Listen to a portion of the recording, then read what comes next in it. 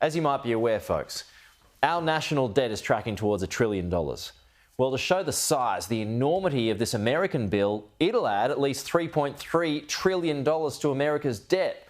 That's part of why Elon Musk argued so strongly against it, and still does. Joining us now, political analyst Joe Siracusa.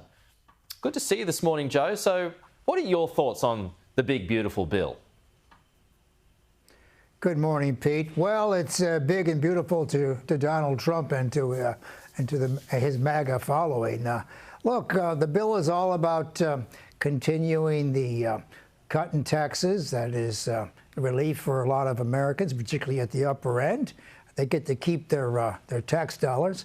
It's about cutting down benefits for Medicare and Medicaid. That is 1.8 million Americans will go off health insurance, which is bad news for them, I suppose, and food stamps and more regulations about how you get things. So, you know, it's kind of an accounting. Now, what happened yesterday in the Senate was a big deal. We had a procedural vote, which allows us to go to the vote today. And the vote today is kind of like a round table. Everybody gets to make amendments to it. And that's what drives Elon Musk crazy, is because people are now adding hundreds of millions, billions of dollars to the tax bill, which is about $7 trillion.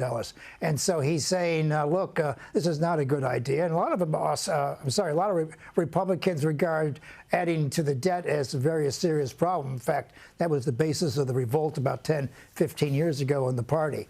Right. So, you know, it's a very good deal for Trump, not so good for a lot of other people, but it also shows in America, same thing in Australia. If you got the numbers, you can get away with anything. Well, that's the thing, isn't it? Trump has the numbers in the Senate. Yeah, given the size of his election win, has he got a mandate to do it?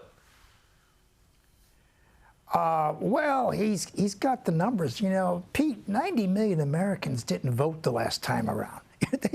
More Americans didn't vote than voted for anybody. So, you know, he's got the mandate. He's got the numbers. If you got numbers, you can just roll the dice and see what happens. But look, the president's had a great week. You know, he can tell his own story about Iran. He can say he pushed the NATO ministers around, and now he's got a budget coming down the pike. So, you know, he looks like he's in control, and he's going to have a very good 4th of July. And for my own message here is, you know, Joey Chestnut is back in the hot dog race on July 4th. I mean, he wasn't in it last year because of commercial arrangements, but I always amazed at a guy who can eat 86 hot dogs in 10 minutes. I don't know how he does that. It's just really something. Yeah, I mean, every time that rolls around, Joe, and we see Joey Chestnut doing it, I mean, I've got to look away. I've actually got to pull the vision out because it's just not what you want to watch on breakfast TV early in the morning. A guy slams 78 hot dogs down his throat.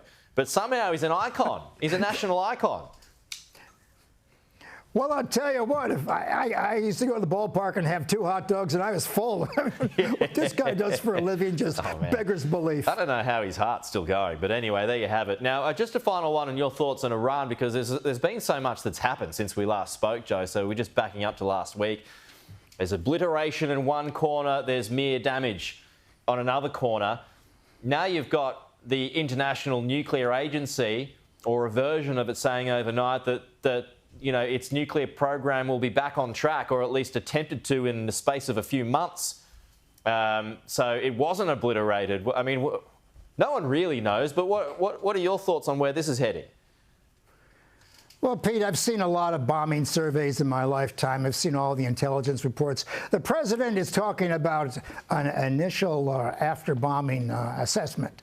The actual intelligence assessment won't come for a while because we're not really sure what the Iranian leadership wants to do. The important thing after an attack like this is who controls the narrative? I mean, who gets to tell the story?